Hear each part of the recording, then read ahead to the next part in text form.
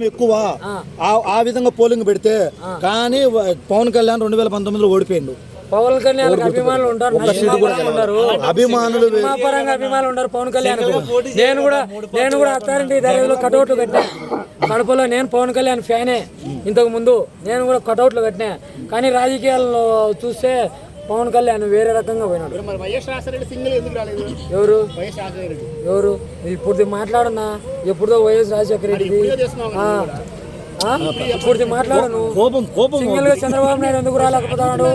సరే, సోనియా గాంధీ దేవత అంటాడు, సోనియా గాంధీ దొంగ అంటాడు, చంద్రబాబు నాయుడు ఒక నిమిషం బ్రో, మా నాయకుడు ఏమన్నా నరేంద్ర మోదీ. సరే బ్రో, అయితే నేను ఒకటే ఫైనల్ క్వశ్చన్ ఫైనల్ క్వశ్చన్ ఒకటే.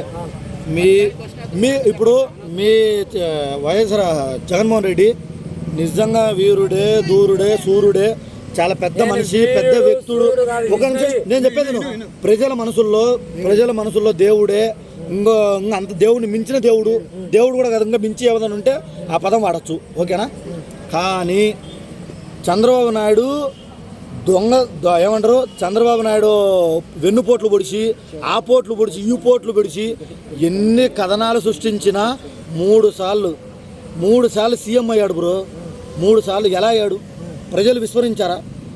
ఎలా దాన్ని ఎలా ప్రజలు తీసుకున్నారు చెప్పు. 2014లో రైతు రుణమాఫీ అని అధికారంలోకి వచ్చినాడు.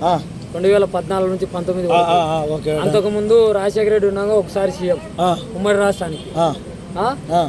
మరి ఇప్పుడు ఆయన మాటలు, ఆయన అట్రాక్షన్కి నమ్మి ఓట్లు వేసింటారు.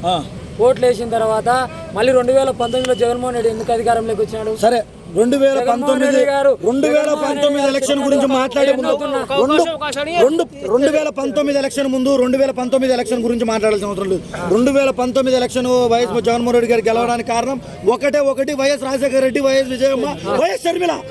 రాసి పెట్టుకో. వైఎస్ జగన్మోహన్ రెడ్డి జీరో పాత్ర.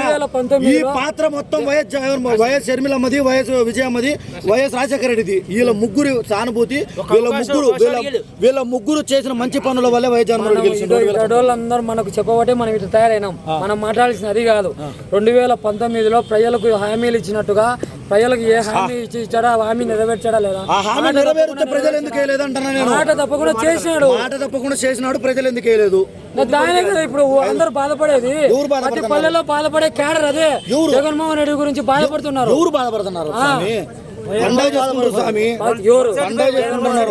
ఏడుస్తున్నారు.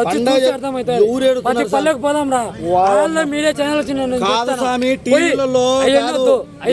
పిల్లోడు టీవీ పెట్టుకుంటే ఈడేంద్ర అమ్మ లెక్కలను తిడుతున్నాడని పని చేసి వాళ్ళ అమ్మలు ఫోన్ కూడా స్వామి. Short films. సరే, జగన్మోహన్ రెడ్డి గారు చెడ్డవాడైతే, జగన్మోహన్ రెడ్డి గారు మంచోడు కాకపోతే అంతమంది ట్రోల్స్ ఎందుకు చేస్తాను జగన్మోహన్ రెడ్డి మీద? లేనిపోయిన నిందలు ఎందుకు మోపుతాను? లేనిపోయిన జగన్మోహన్ రెడ్డి గురించి మాట్లాడింది లేనిపోయిన నిందలు అన్నప్పుడు వాళ్ళు క్రియేట్ చేయలే, వాళ్ళు క్రియేట్ చేసినారు. కాదు, ఎన్టీ రామారావును కత్తి తీసుకుని పొడిచిండు జగన్మోహన్ రెడ్డి, చంద్రబాబు నాయుడు మీ వాళ్ళు అన్నారు అంటున్నారు. ఇప్పుడు రాజశేఖర రెడ్డి అసెంబ్లీలో కూడా సొంత చెల్లెని వెన్నుపోటు పొడిచినాడు కదా ఎవరు? జగన్మోహన్ రెడ్డి. ఇప్పుడు సొంత చెల్లెలని నువ్వు అంటున్నావు. సామాన్యమైన కుటుంబాలలో ఇప్పుడు రాజకీయంగా కాబట్టి జగన్మోహన్ రెడ్డి మాట్లాడుతున్నాం. సామాన్యమైన కుటుంబంలో తగాదాలు వచ్చి, గొడవలు వచ్చి విడిపోయిన వాళ్ళు ఎంతమంది? గుర్తుపెట్టుకో, నేను సామాన్యుని. నేను పోయి ఎవరికి సలహాలు చెప్పను. నేను ఇట పరిపాలించాను, నేను ఇట అందరిని సమర్థవంతంగా చూచాను. నేను అవన్నీ కాదన్నా. జగన్మోహన్ రెడ్డి ఏం చేసినాడు అనేది వీళ్ళు ఏం చేసిన దాని గురించి మాట్లాడు.